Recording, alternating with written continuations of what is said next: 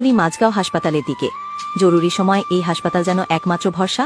এখানে কাজ করেন কিছু নিবেদিত প্রাণ ডাক্তার ও নার্স। তাদের চেষ্টায় বহু জীবন ফিরে পেয়েছে আশা।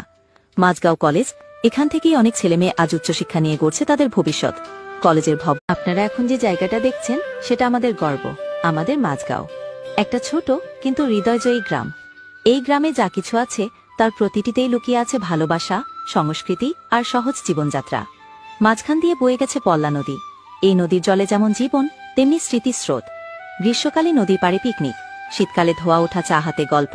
এই নদী যেন আমাদের জীবনের আবেগ। পাশেই আছে মাঝগাঁও বাজার। এই বাজার শুধুমাত্র কেনাকাটার স্থান নয়, এখানে সকালের কাকডাকা ভোরে হাট বসে। মাছের হাঁকডাক, সবজি বিক্রেতার হাসিমুখ, সব মিলে এক মেলবন্ধন। মানুষে মানুষের হৃদয়ের যোগাযোগ এখানেই তৈরি হয়। তারপর আমরা চলি মাঝগাঁও হাসপাতালের দিকে। জরুরি সময় এই হাসপাতাল যেন একমাত্র ভরসা। এখানে কাজ করেন কিছু নিবেদিত প্রাণ ডাক্তার ও নার্স। তাদের চেষ্টায় বহু জীবন ফিরে পেয়েছে আশা। মাঝগাঁও কলেজ, এখান থেকেই অনেক ছেলেমেয়ে আজ উচ্চশিক্ষা নিয়ে গড়ছে তাদের ভবিষ্যৎ। কলেজের ভবন, ক্লাসরুম, সেই করিডোরে হাঁটা ছাত্রছাত্রীরা, সবকিছুতেই ছড়িয়ে আছে নতুন স্বপ্নের গন্ধ। মাঝগাঁও স্কুল শুধু শিক্ষার জায়গা নয়, এটি প্রতিটি সন্তানের শৈশবের ঠিকানা।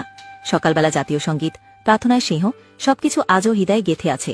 স্কুলের পাশে আছে খোলা খেলার মাঠ, যেখানে শুধু খেলা হয় না, তৈরি হয় বন্ধুত্ব, দলবদ্ধতা, নেতৃত্ব। প্রতি বছর এখানে হয় ক্রীড়া প্রতিযোগিতা, মেলন উৎসব, যেখানে ছোট থেকে বড় সবাই মেতে ওঠে আনন্দে। আমাদের গ্রামে আছে মসজিদ, মন্দির আর কিছু ছোট ধর্মীয় স্থান, যেখানে সকলে শান্তিপূর্ণভাবে একসাথে বসবাস করে। এটাই আমাদের গ্রামের শক্তি আর ঐক্য। চাষাবাদ, গৃহস্থালী কাজ, ছোট ব্যবসা, এইসব মিলেই মাঝগাঁওয়ের জীবনচিত্র। মানুষ গরু বাছুরের যত্ন নেয়, ফসল কাটে, আর সন্ধ্যায় একসাথে বসে চা খায়, গল্প করে। গ্রামে যখন উৎসব আসে, তা হোক ঈদ, দিওয়ালি বা বিহু, তখন পুরো মাঝগাঁও হয়ে যায় আনন্দের রঙে রাঙানো এক মেলা। এই গ্রাম প্রতিদিন একটু একটু করে বদলাচ্ছে।